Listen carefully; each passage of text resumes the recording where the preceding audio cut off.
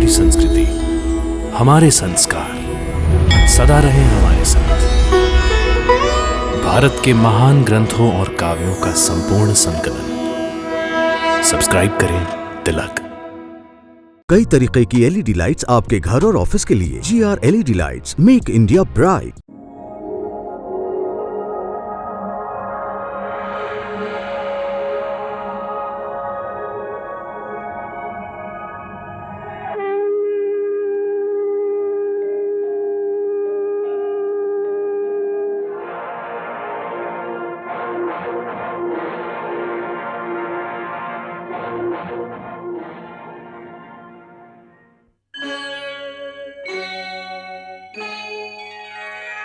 कृष्णा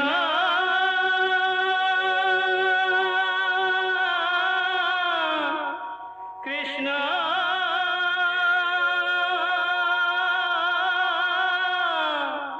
हरे कृष्णा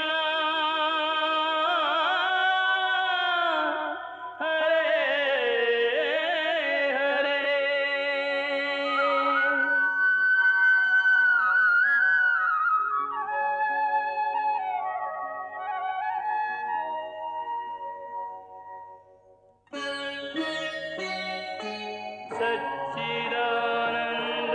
सच्चिदानन्दरूपाय विश्वोत्पत्त्यादिहेतवे तापत्रयविनाशाय श्रीकृष्णाय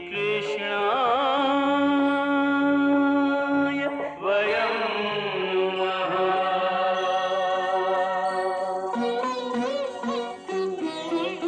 श्रीकृष्ण गोविंद हरे मुरारे, हे नाथ नारायण वासुदेव। हरे कृष्ण राधे कृष्ण राधे राधे कृष्ण कृष्ण हरे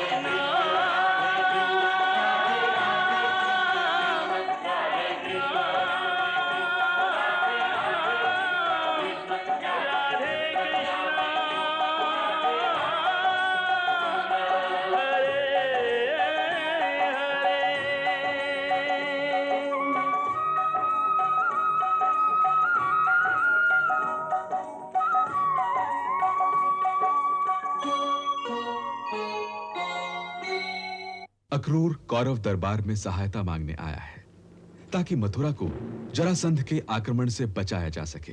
महाराज, मगध नरेश जरासंध एक विशाल सेना के साथ मथुरा की ओर बढ़ रहा है। वो मथुरा का विनाश करना चाहता है। परंतु शकुनी नहीं चाहता कि उनकी सहायता की जाए। इसलिए मैं कहता हूं जीजाश्री कि जरासंध के हाथों मथुरा की शक्ति का नाश होता है तो हो जाने दीजिए। ना रहेगा बांस और ना बजेगी बांसुरी। फिर देखेंगे कि कुंती किसके बलबूते पर आपसे अपने पुत्रों का अधिकार मांगती है। हाँ। उधर महारानी कुंती ने अक्रूर को अपना दुखड़ा सुनाते हुए कहा, सच पूछिए तो अक्रूर भैया, मुझे तो अपने बच्चों के जीवन की भी चिंता हो रही है। ऐसा लगता है कि मेरे बालक उनकी आंखों में खटकने लगे हैं। अक्रूर ने उन्हें सांत्वना देते हुए कहा, कृष्ण तो आपके बारे में कई बार चिंता करते रहते हैं। यहाँ आते हुए भी उन्होंने मुझे विशेष रूप से कहा था, जब तक मैं हूं उनकी और उनके पुत्रों की कोई हानि नहीं हो सकती। अंत में जब अक्रूर धृतराष्ट्र से मिले तो उन्होंने सहायता देने से साफ इनकार कर दिया। अक्रूर जी, आप जाकर महाराज उग्रसेन से कह दीजिएगा कि हमें बड़ा खेद है, इस समय हम उनकी कोई सहायता नहीं कर सकते। तब अक्रूर ने धृतराष्ट्र को भगवान श्री कृष्ण का संदेशा सुनाया। जीव अकेला ही पैदा होता है और मरकर अकेला ही जाता है। अपनी करनी धरनी का, अपने पाप पुण्य का फल वो अकेला ही भुगतता है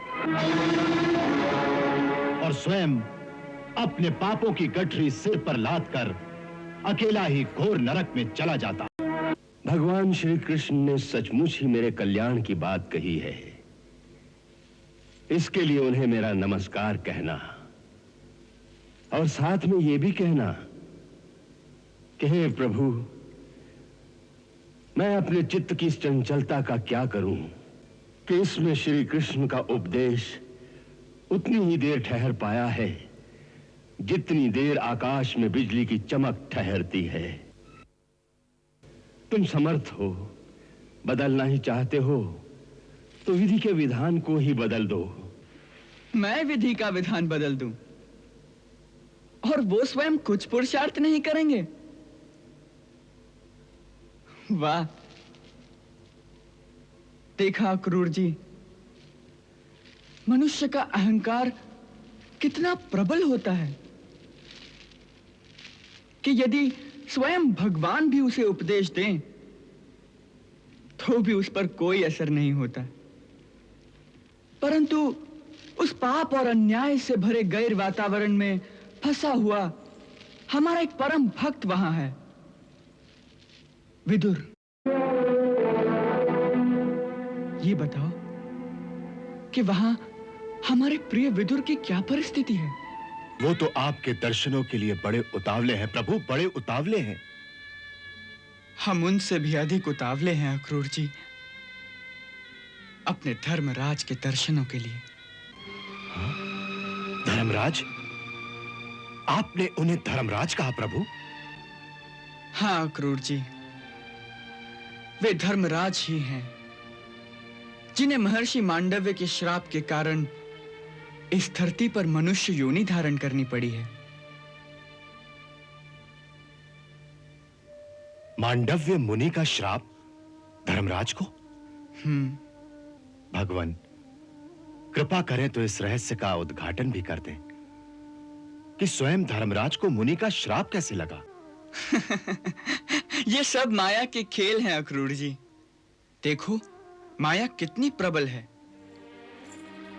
पूर्व काल में एक महान तपस्वी महर्षि मांडव्य हो गए हैं, जिन्होंने अपने तपोबल की शक्ति के द्वारा ऐसे पुण्य लोकों पर विजय पाई जो दूसरों के लिए दुर्लभ है।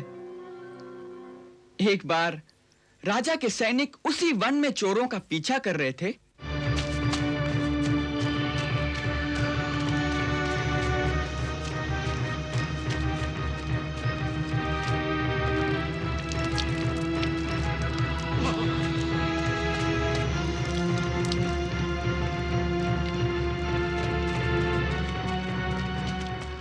हे ऋषि महाराज, हमारी सहायता करो, हमारी सहायता करो। वो डाकू हमारा पीछा कर रहे हैं। वे हमारा धन छीनकर हमें मार डालेंगे।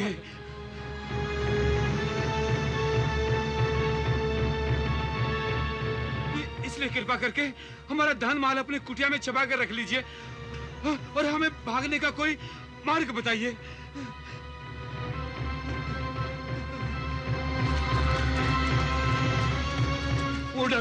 वो डाकू हमारा पीछा कर रहे हैं।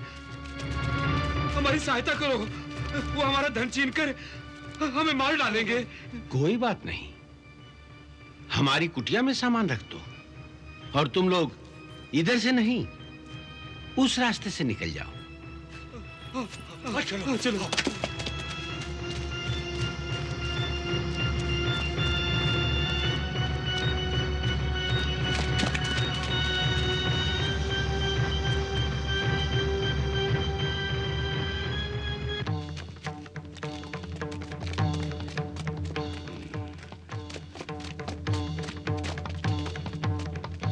वो डाकू लूट का सारा माल साधु की कुटिया में रख गए हैं और साधु ने उन्हें रास्ता भी दिखाया है। अवश्य अवश्य ये भी उन्हीं का आदमी है। इसे पकड़ लो। चलो जाओ। तुमने उन डाकुओं को कहां भगा दिया और लूट का माल कहां रखा है? वो डाकू हैं, ये तुम डाकू हो? हम डाकू नहीं हैं, हम राजा के सिपाही हैं, सिपाही।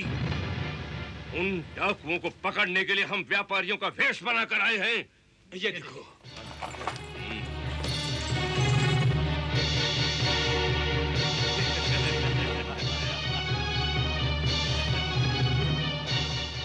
ये सब क्या है?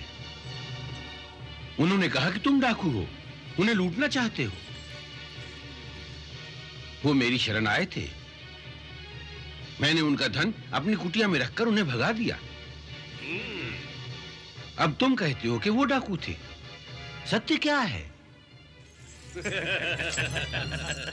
इतने भोले मत बनो पाखंडी बाबा, तुम उन्हीं डाकुओं के साथी हो। बांध लो इसे। परंतु मेरी बात तो सुनो। अब ये परंतु वरंतु सब राजा के सामने कहना। ले चलो इसे।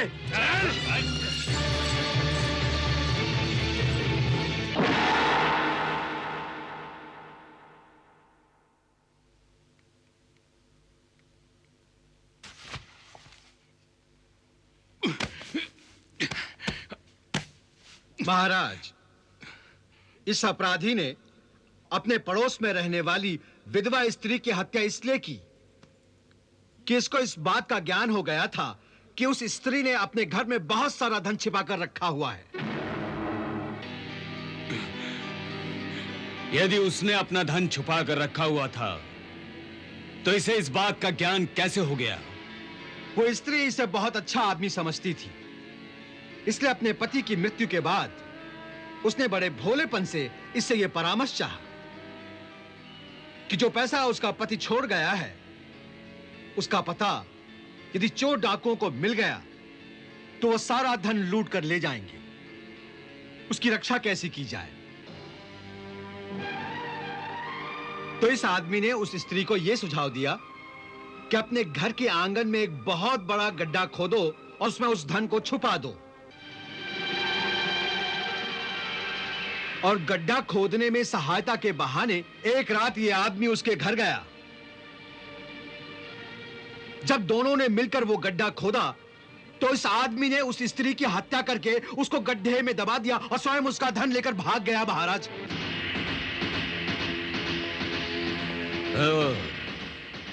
इसे नगर के चौराहे पर ले जाकर सूली पर चढ़ा दो। नहीं, नहीं, नहीं, दया कीजिए महाराज, दया कीजिए, मुझ पर दया कीजिए महाराज। केवल तुमने चोरी की होती तो हम तुम पर अवश्य दया करते, परंतु तुमने तो एक अबला के साथ विश्वासघात किया है, इसलिए तुम दया के पात्र नहीं रहे।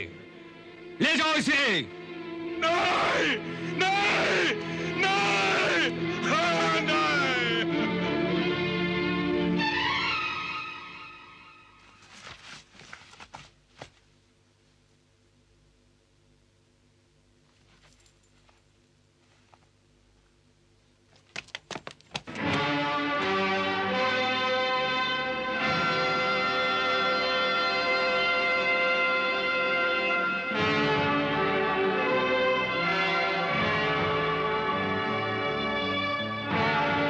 इस साधु को क्यों लेकर आए हो?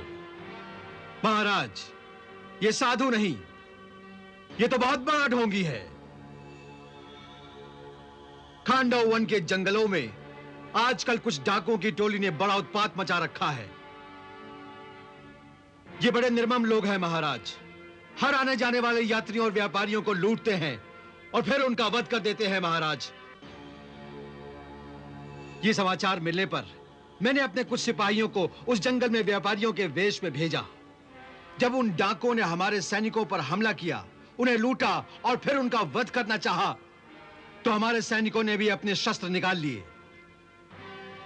सैनिकों को देखकर सारे डाकू भाग खड़े हुए, परंतु उनका पीछा करते करते जब हमारे सैनिक इस साधु की कुटिया में पहुंचे तो यह देखकर हैरान रह गए कि लूट का सारा माल इसकी कुटिया में छिपा कर रखा हुआ है, जिससे यह पता चलता है महाराज कि यह साधु भी उन्हीं की गिरोह का एक डाकू है, जो झूठ मूठ का साधु बनकर तपस्या का ढोंग रच रहा है। परंतु वास्तव में यह उनके माल की रक्षा करता है। महाराज,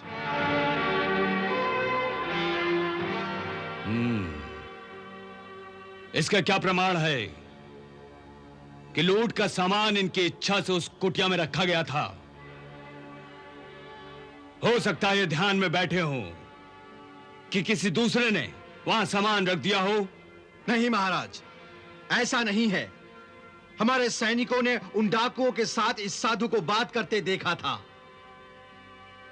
और यह भी देखा था कि यह साधु उन्हें संकेत से यह बता रहा था कि यह सारा माल यहां छोड़कर यहां से भाग जाओ।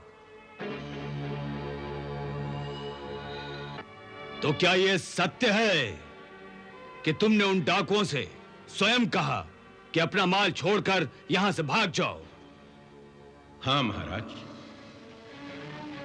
परंतु जब तुमने मान लिया कि तुमने स्वयं उन लोगों को कहा कि लूट का माल अंदर रखकर भाग जाओ, तो उसके पश्चात और क्या परंतु रह जाता है? तुम तो वो पाखंडी हो जिसने ना केवल साधुवेश का अपमान किया है, बल्कि हम जैसे सांसारिक मनुष्यों की जो आस्था, जो श्रद्धा, जो विश्वास साधु संतों के प्रति होता है, तुमने हमारी उस श्रद्धा, उस विश्वास की हत्या की है। मानव की हत्या करने वाला महापापी होता है, परंतु जो श्रद्धा, जो विश्वास की हत्या करता है, वो तो उससे भी बड़ा पापी होता है। ऐसा पापी इस धरती पर रहने योग्य नहीं है। इसे आज ही नगर के चौराहे पर ले जाकर सूली पर चढ़ा दो। ले जाओ इसे।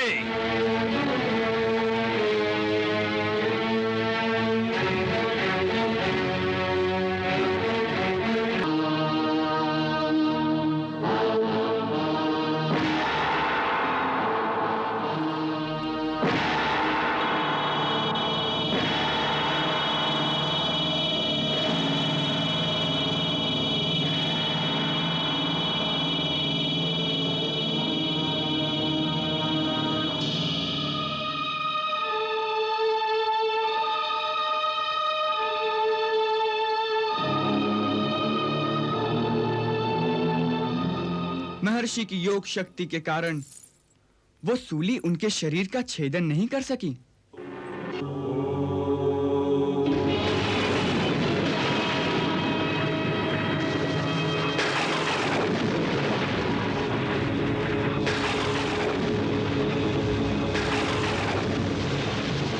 और अपने तपोबल की शक्ति के द्वारा वो उस सूली की नोक पर बैठे बैठे ही तपस्या करते रहे।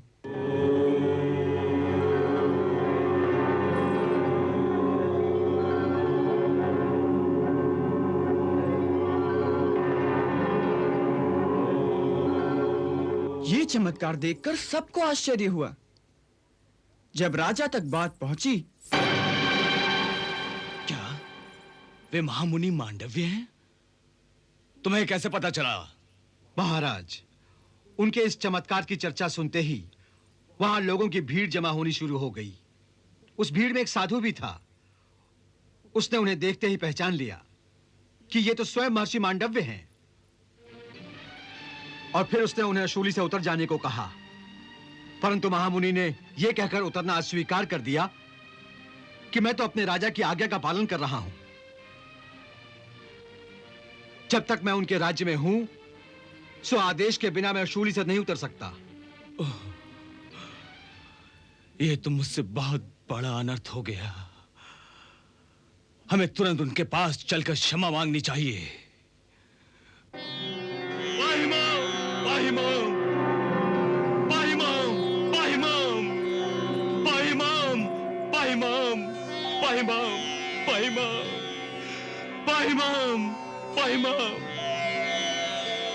हे मुनिवर, मुझे क्षमा कर दीजिए। क्षमा, क्षमा है दया निधान, क्षमा।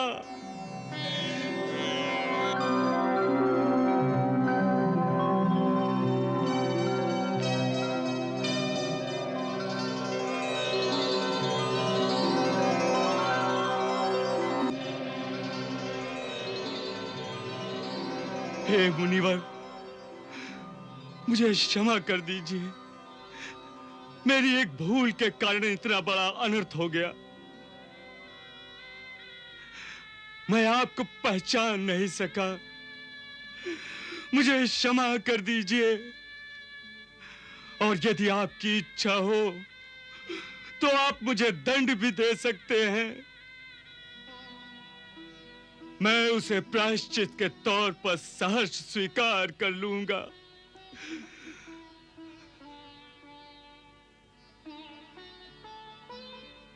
नहीं राजन, मैं तुम्हें कोई दंड नहीं देना चाहता, क्योंकि इसमें तुम्हारा कोई दोष नहीं। जिस परिस्थिति में तुम्हारे सैनिकों ने मुझे देखा, उस परिस्थिति के अनुसार तुमने जो न्याय किया वो उचित ही था।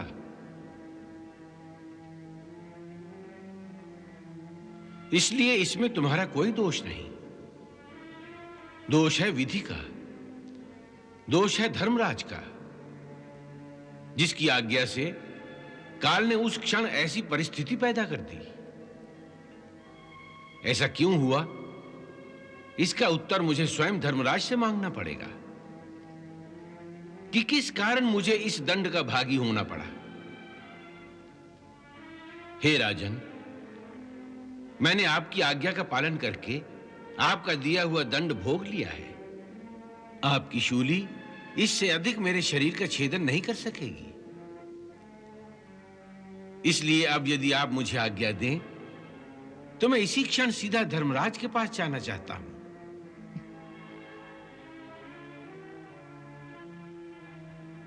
हे मुनिवर, मुझे और लज्जित न करें। यदि हो सके तो मुझे अपनी सेवा का कुछ तो अवसर प्रदान करें, जिससे मेरा कुछ तो प्रायश्चित हो सकेगा। वो फिर कभी सही राजन, तुम्हारा कल्याण हो।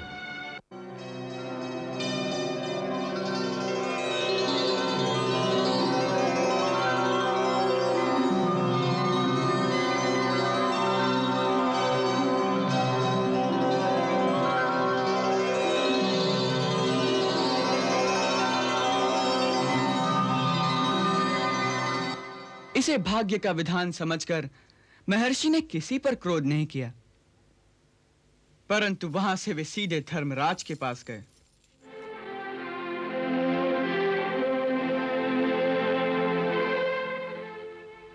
मैंने जानते हुए तो अपनी आयु में कोई पाप नहीं किया, परंतु अनजाने में मुझसे ऐसा कौन सा पाप हुआ जिसका इतना भीषण फल मुझे भोगना पड़ा।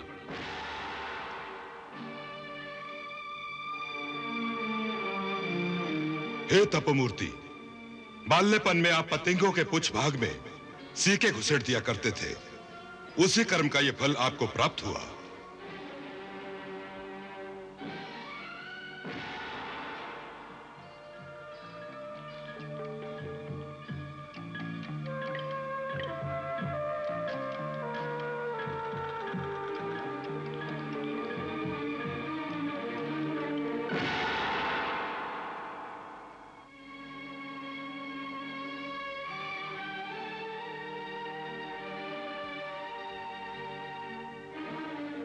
धर्मशास्त्र के अनुसार जन्म से लेकर 12 वर्ष की आयु तक बालक जो कुछ करे उसे अधर्म नहीं माना जाता, क्योंकि उस समय तक बालक को धर्मशास्त्र का ज्ञान नहीं हो सकता।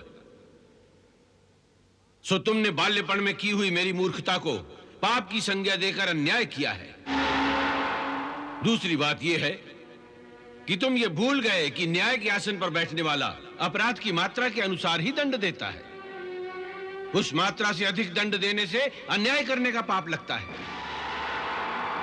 और जो स्वयं न्यायमूर्ति होकर किसी पर अन्याय करे तो वो भीषण अपराध कहा जाता है। अतः हे धर्म, इस पाप का दंड भोगने के लिए तुम मनुष्य योनि धारण करके एक शूद्र माता के गर्भ से मृत्यु लोक में जन्म लोगे, जहां तुम न्याय और अन्याय की गुत्थियां सुलझाते सुलझाते थक जाओगे। यही तुम्हारा दंड है।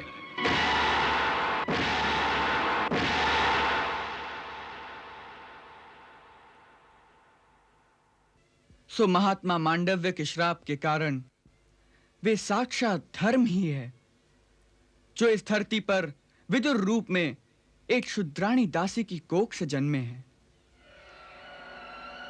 इसीलिए मैंने आपसे कहा था कि इस धरती को छोड़ने से पहले उन्हें ब्रह्म ज्ञान की प्राप्ति आवश्यक है। अब मैं समझा प्रभु। उनके हृदय में आपके प्रति इतनी अगाध भक्ति क्यों है? क्या वो स्वयं अपने पूर्व जन्म के बारे में जानते हैं? नहीं, इस समय उनका यह शरीर प्रकृति के बंधनों में बंधा हुआ है, जिसके कारण मनुष्य को अपने पूर्व जन्म और अपने भविष्य का बोध नहीं होता। परंतु चिंता करने की कोई बात नहीं। इस धरती को छोड़ने से पहले उन्हें पुनः ब्रह्म ज्ञान की प्राप्ति अवश्य होगी। तब तक उन्हें महर्षि के श्राप का फल भोगने दीजिए और माया का खेल देखते रहिए। अच्छा, ये बताइए कि आपको जिस कार्य के लिए भेजा था वो तो निष्फल हो गया है। प्रभु, वो तो आप पहले से ही जानते थे। उसकी ओर जो इशारा मेरे जाते समय आपने किया था वो मैं समझ गया था प्रभु। तो अब ये सोचिए कि हस्तिनापुर वालों ने तो सहायता देने से इनकार कर दिया है, तो अब आप मथुरा की रक्षा का क्या प्रबंध करेंगे? भगवान, आपके होते हुए मथुरा की रक्षा करने वाला मैं कौन होता हूं? सो इसकी मुझे कोई चिंता नहीं। हम तो केवल आपकी आज्ञा का पालन करेंगे।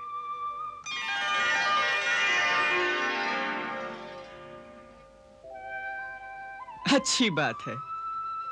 तो ये बताइए कि जरासंध की सेना कहां तक आ पहुंची है? जरासंध के बारे में मेरी सूचना है कि उसकी सेना मथुरा की सीमा के निकट आ चुकी है। आज रात उसका पड़ाव मथुरा से करीब 30 कोस की दूरी पर यमुना के किनारे होगा। वहां रुककर वो और उसके मित्र राजा आक्रमण की योजना बनाएंगे। मेरे गुप्तचर उसकी सेना में मौजूद हैं और कल तक मुझे उसकी योजना का पूरा समाचार भी मिल जाएगा।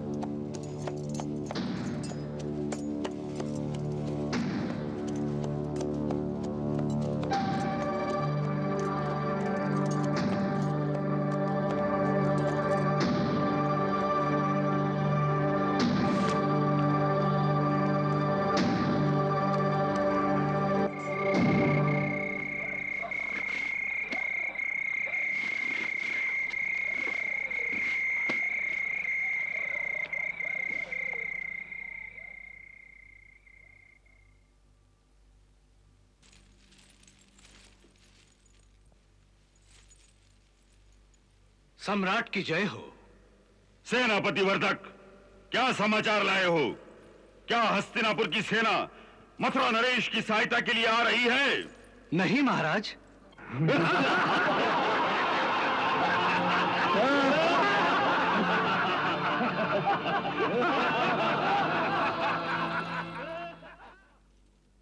मेरे गुप्तचर अभी अभी मथुरा से लौटे हैं।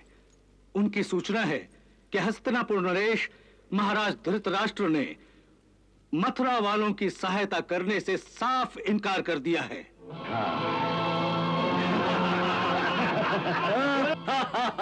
उनका कहना है कि मगध नरेश जरासंध ने हमारा कुछ नहीं बिगाड़ा, इसलिए हम महाराज जरासंध जैसे शक्तिशाली सम्राट से बिना कारण शत्रुता मोल नहीं लेना चाहते।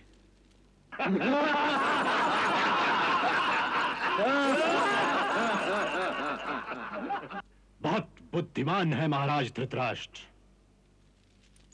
अंधे हैं परंतु दूर की सोचते हैं। उनकी ये बात हमें बहुत अच्छी लगी।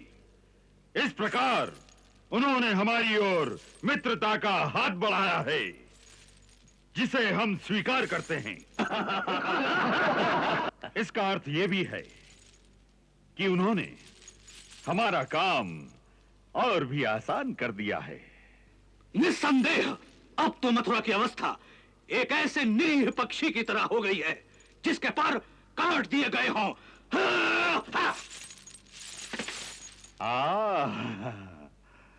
अब तो उनके पास एक ही उपाय रह गया है कि वो हमारे सम्राट के सामने घुटने टेक कर और हाथ जोड़कर अपने जीवन की भिक्षा मांगे। और ये भिक्षा हम उन्हें कदाचित न देंगे शिशुपाल, कदाचित न देंगे। हमने प्रण कर लिया है कि मथुरा नगरी को जलाकर हम उसे राख का ढेर बना देंगे, ढेर। वहां रहने वाला कोई भी प्राणी जीवित नहीं बचेगा, नहीं बचेगा।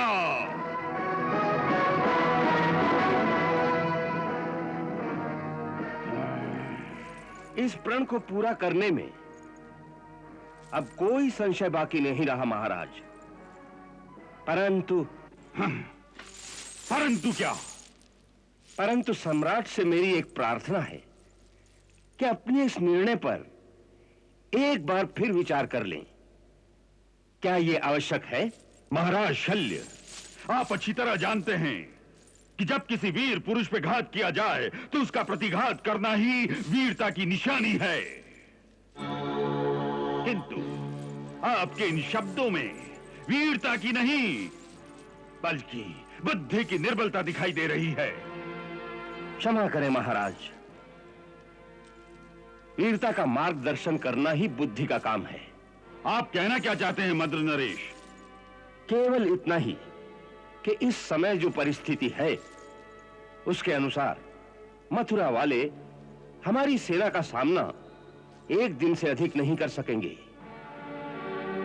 इसका अर्थ है कि मथुरा आपके हाथ में आ चुकी, ऐसा समझना चाहिए। तत्पश्चात दो ही रास्ते हैं। एक तो ये कि मथुरा को तहस नहस करके उसका विनाश कर दिया जाए, और दूसरा ये कि मथुरा जैसा सुंदर, समृद्ध और बसा बसाया नगर यदि आपके राज्य के साथ मिला लिया जाए तो आपके साम्राज्य की शोभा और बढ़ेगी। और जहां तक महाराज कंस की हत्या के प्रतिशोध का प्रश्न है तो उसके लिए तो उन दो ग्वालों कृष्ण और बलराम को शूली पर चढ़ा देना ही पर्याप्त है, क्योंकि वास्तविक हत्यारे तो वही हैं। उसमें सामान्य प्रजाजनों का क्या दोष है? उनका दोष है महाराज शल्य, है उनका दोष, क्योंकि उन्होंने उस हत्यारे कृष्ण की जय जयकार के नारे लगाए थे, नारे। प्रजा तो हर जीतने वाले की जय जयकार करती है। कल जब आप विजयी होकर मथुरा में प्रवेश करेंगे तो वही प्रजा आपकी भी जय जयकार करेगी। यही तो प्रजा का स्वभाव है। जिसके पास शक्ति है, जिसके हाथ में राजदंड है, बस प्रजा उसी के सामने सिर झुकाए खड़ी रहती है।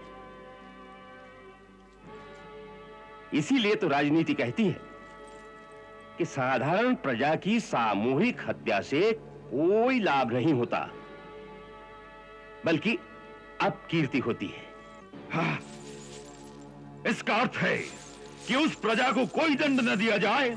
अवश्य दिया जाए, अवश्य दिया जाए, परंतु प्रजा को दंड देने के और भी ढंग होते हैं।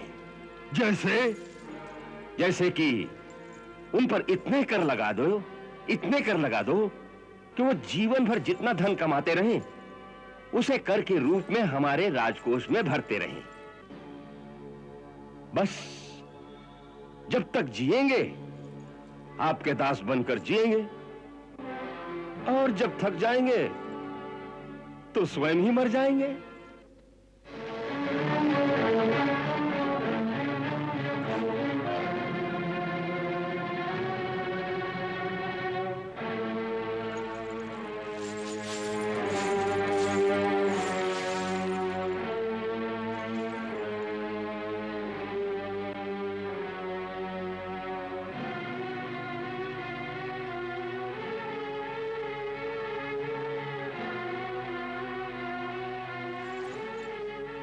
हम महाराज शल्य के प्रस्ताव से पूरी तरह सहमत हैं,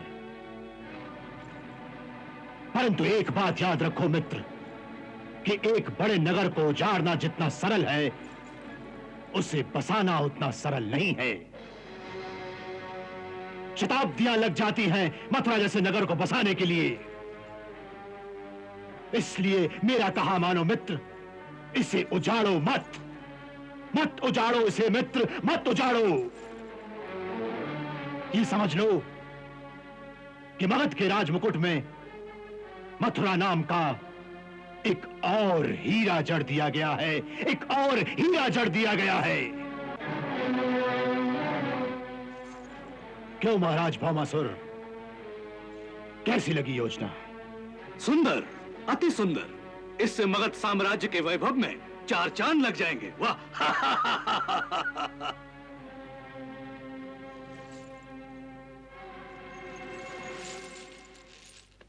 चेदिरा शिशुपाल, तुम कुछ बोले नहीं, तुम्हारा क्या मत है? सम्राट, मेरा मत भी महाराज शल्य और महाराज बाणासुर के अनुरूप ही है, परंतु मेरे मन में एक प्रश्न उठ रहा है। क्या? महाराज, आप साधारण प्रजाजनों को तो जीवित छोड़ देंगे, कृष्ण और बलराम को नगर चौक में शूली पर चढ़ा देंगे। हाँ, परंतु मथुरा में यादवों के जो अक्रूर जैसे महाबली सरदार हैं, महाराज उग्रसेन और शूरसेन हैं, उनके साथ क्या बर्ताव किया जाएगा? हाँ, उनसे अभी कुछ नहीं कहा जाएगा, कुछ नहीं कहा जाएगा। उन्हें ऐसा ही लगना चाहिए जैसे कि हम उन्हें जीवित छोड़ देंगे। बस एक बार वो हार मानकर हमें अपने नगर में घुस जाने दें। उसके बाद सबसे पहला कार्य यह होगा कि हम उनके सैनिकों से उनके सारे अस्त्र शस्त्र छीन लेंगे। शेष कार्य तो सरल है। रातों रात उग्रसेन, शूरसेन और अक्रूर जैसे सरदारों और सेनानायकों को बंदी बनाकर मथुरा से राजगीर भेज दिया जाएगा।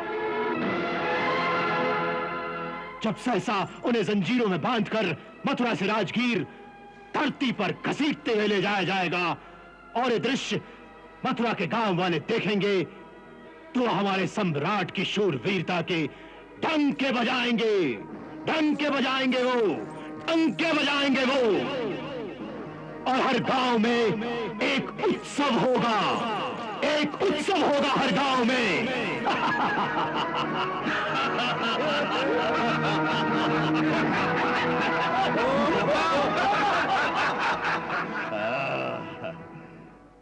अति सुंदर, अति सुंदर। हमें आपकी ये योजना अति सुंदर लगी। हम आपकी इस योजना को स्वीकृति प्रदान करते हैं। सेनापति वर्धक,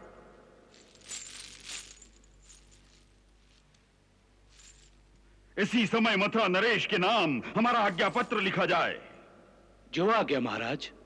उन्हें लिखो कि तुम लोगों ने महाराज कंस की हत्या करके जो दुष्कर्म किया है उसका एक ही दंड हो सकता है कि मथुरा में रहने वाले एक एक प्राणी को सूली पर चढ़ा दिया जाए और सारी मथुरा नगरी को आग लगा दी जाए, ताकि मथुरा नगरी और उसके निवासियों का नाम इतिहास के पन्नों से सदा के लिए मिट जाए। और यह कार्य हम केवल एक ही दिन में संपन्न कर सकते हैं, क्योंकि इस समय हमारे पास 23 अक्षौहिणी सेना है, जिसके डर से हस्तिनापुर के कौरवों ने भी आपकी सहायता करने से इनकार कर दिया है।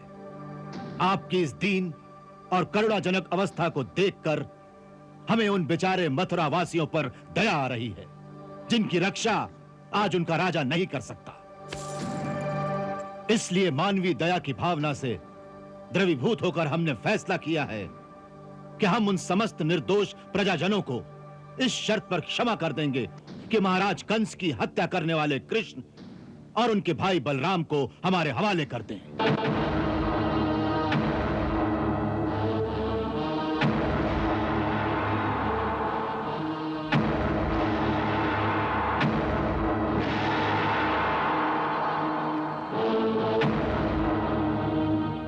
इन दो को छोड़कर शेष जो भी हमारी अधीनता स्वीकार करेगा हम उसे प्राण दान देने का वचन देते हैं और इस चेतावनी के साथ जो भी सिर हमारे विरुद्ध उठाया जाएगा उसका सिर कुचल दिया जाएगा।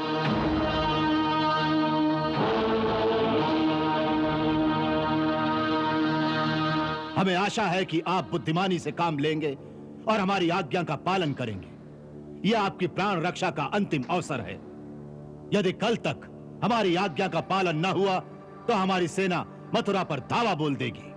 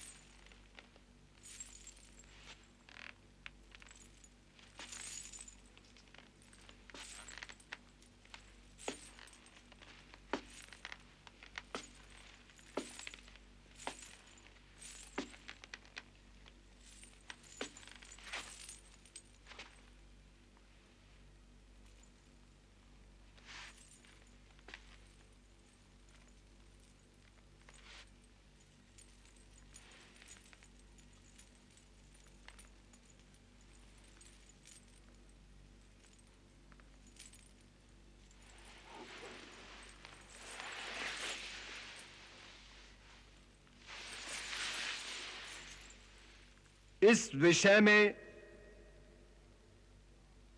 हम आप सबका मत जानना चाहते हैं।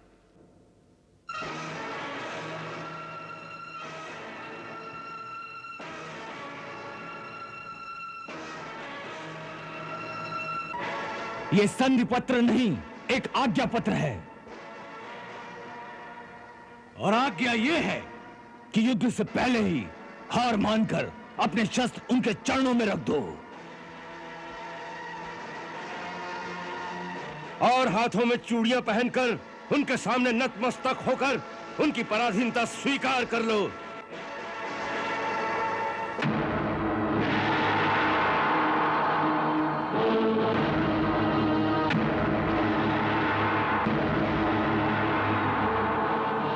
कृष्णा